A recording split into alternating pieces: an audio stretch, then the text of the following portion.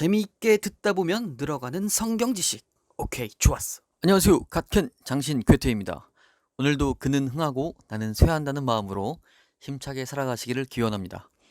오늘은요, 가나안 땅에 자리를 잡은 이스라엘 12지파의 위치를 한번 살펴볼까 합니다.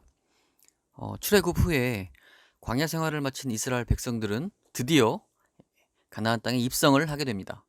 그 이야기가 여호수아서 초반에 아주 잘 나오고 있죠.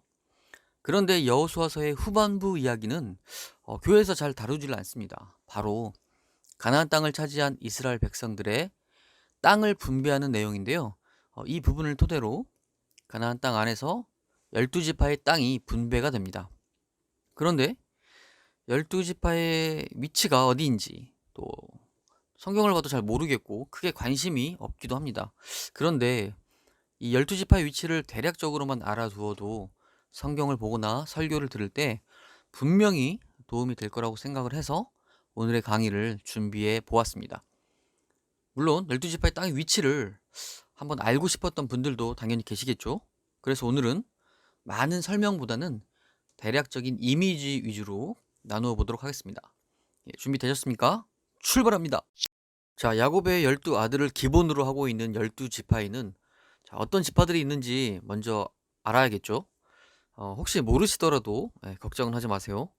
장신교태 강의 2강에 보시면 12지파에 대해서 자세히 정리를 해 놓았으니까요. 제 강의 2강을 통해서 12지파를 확인해 보시면 좋을 것 같습니다. 앞서 말씀드렸다시피 오늘은 12지파의 위치에 대해서 설명을 하고자 합니다. 그렇다면 이스라엘의 지도를 어느 정도 알고 있어야 하겠죠? 제 강의 13강 성경 지도 이미지화하기를 보시면 이스라엘의 지역을 간단하게 확인하실 수 있으니까요. 제 강의 13강도 참고하고 오시면 앞으로 오늘의 강의를 더욱 알차게 활용하실 수 있으실 겁니다. 그래도 12지파를 한번 언급은 하겠습니다. 제 강의 2강에 나온 대로 약자로 한번 해볼게요. 야곱의 12아들이 태어난 순서대로 르시 레유, 단납 가다, 이스 요베이고요. 12지파를 형성할 때에는 12아들 중에 레위는 빠지고 요셉 대신 므낫세, 에브라임이 들어오게 되면서 12지파가 완성이 되죠. 이렇게 12지파를 한번 언급해 드렸고요. 이스라엘의 지도를 어느 정도 알고 있다는 가정하에 오늘의 내용을 시작하겠습니다. 먼저 이스라엘 백성이 광야 생활을 마치고 하나님께서 예비하신 가나안 땅으로 입성을 하게 되죠. 이 가나안 땅은 요단강을 기준으로 동쪽에서 서쪽으로 들어가서 각 지파대로 땅을 분배받게 됩니다. 이 내용은 성경 여호수아서에 자세히 기록이 되어 있습니다. 원래는 요단강 서쪽이 가나안 땅이라고 했죠. 그런데 요단강 동쪽 땅도 좋아 보였기에 요단강 동쪽을 요구한 지파가 있었습니다. 민수기 32장에 보면 요단강 동쪽 지파들의 이야기가 나오는데요. 르우벤 자손과 갓 자손은 심이 많은 가축대를 가지고 있어서 요단 동쪽에 머물기를 모세에게 요구했다고 되어 있습니다. 모세가 허락은 하지만 대신 요단강 서쪽에 정복 전쟁을 할 때에 함께 참여해야 된다고 말을 하죠. 여호수아 13장에 보면 최종적으로 요단강 동쪽에 자리 잡은 지파는 르우벤 지파, 갓 지파, 마지막으로 므낫세 반 지파. 여기서 반은 2분의 1을 말하는 반입니다. 그리고 나머지 9지파와 므낫세 반 지파는 요단강 서쪽에 자리를 잡게 되었습니다. 여호수아 13장 이후에 보면 각 지파마다 어느 땅을 차지하게 되는지에 대한 내용이 자세히 기록이 되어 있는데요.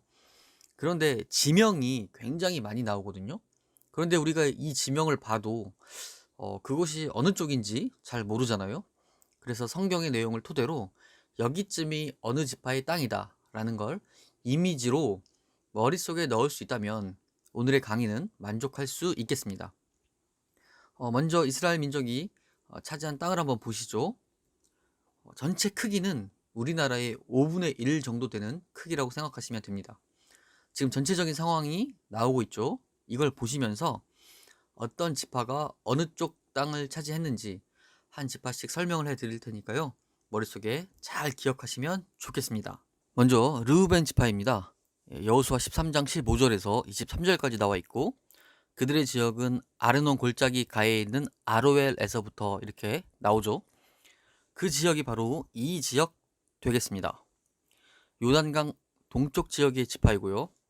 요단강 동쪽의 세 지파 중에서 지도상에서 가장 아래쪽, 그러니까 남쪽이 되겠죠. 사해 바로 옆에 있고요. 르우벤 지파의 땅 아래쪽은 이방 족속인 모압 땅이 되겠습니다. 그 다음은 갓 지파의 위치를 기록해주고 있습니다. 25절에 야셀과로 시작해서 28절까지 기록되어 있는데요. 바로 이 지역 되겠습니다. 역시 요단 동쪽 지역의 지파이고 르우벤 지파 바로 위쪽에 자리를 잡고 있습니다. 갓 지파 내에 브니엘이라는 곳이 있는데요. 그 뜻은 하나님의 얼굴이라는 뜻이고요. 야곱이 하나님을 대면하여 보았으나 죽지 않았다는 의미로 브니엘이라고 이름 짓게 되었죠. 29절에서 33절까지 요단강 동쪽 지파의 이제 마지막인 므낫세 반지파에 대한 설명입니다. 갓 지파의 위쪽 가장 북쪽에 자리 잡고 있고요. 갈릴리 호수를 이제 끼고 있죠. 이렇게 요단 동쪽의 지파들을 살펴봤는데요. 잘 기억하시면 좋겠습니다.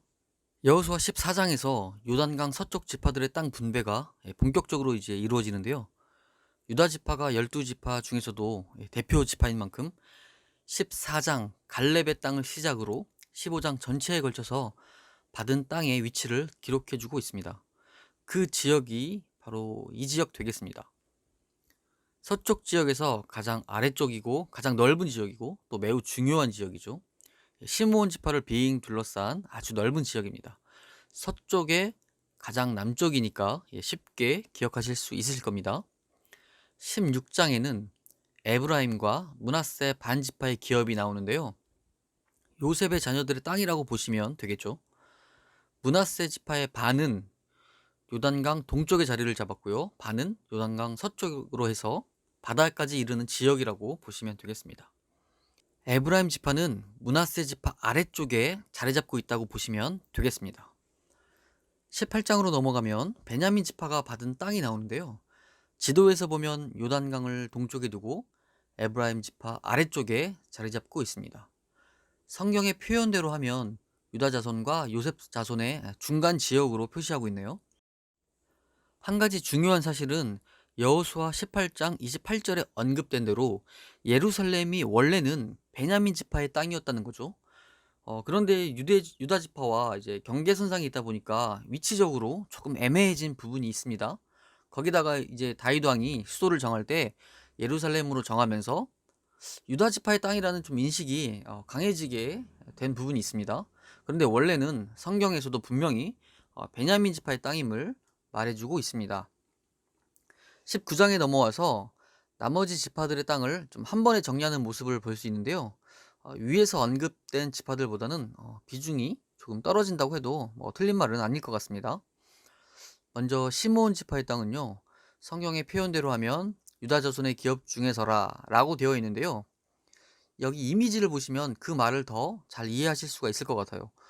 보시는 대로 유다 지파 가운데에 시므온 지파의 땅이 있다는 것을 알 수 있습니다. 자, 다음은 스불론 자손의 땅입니다.